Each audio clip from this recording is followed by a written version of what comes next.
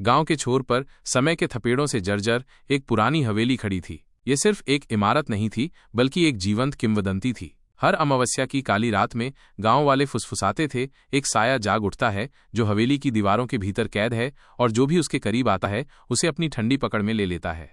रवि, एक युवा और जिज्ञासु लेखक, शहर की भागदौड़ से दूर शांति की तलाश में गांव में आया था। उसे भूत प्रेत की कहानियों में कोई दिलचस्पी नहीं थी, बल्कि वो हर चीज को तर्क की कसौटी पर कसता था। गांव वालों की चेतावनी, रात के 12 बजे के बाद उस हवेली के पास मत जाना, उसे एक चुनौती लगी।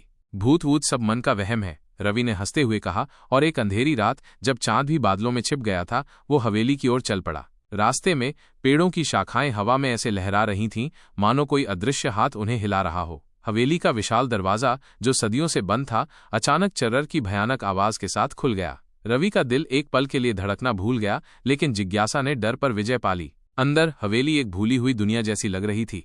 हर तरफ धूल की मोटी परत जमी थी, और फर्नीचर पर मकड़ी के जाले ऐसे लिपटे थे मानो किसी ने उन्हें जानबूझकर सजाया हो। तभी रवि को लगा कि कोई उसके पीछे खड़ा है। उसने तेजी से मुड़कर देखा, लेकिन वहां कोई नहीं था। एक ठंडी हवा उसके चेहरे से टकराई, और एक धीमी कंपकंपाती आवाज गूंजी, तुम यहाँ क्यों आए हो? रवि का दिल तेज धड़कने लगा। वो भागना चाहता था, लेकिन उसके पैर जम गए। दरवाजा अपने आप बंद हो गया, और एक डरावनी आवाज उसके कानों में गूंजी, तुम यहां से बचकर नहीं जा सकते।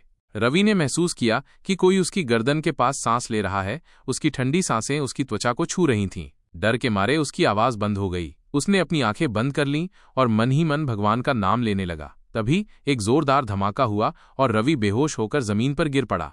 सुबह गांव वालों ने उसे हवेली के बाहर बेहोश पाया। जब उसे होश आया तो उसने बताया कि उसने किसी को देखा नहीं, लेकिन एक भयानक उपस्थिति को महसूस किया। उसकी आवाज में डर और हैरानी थी।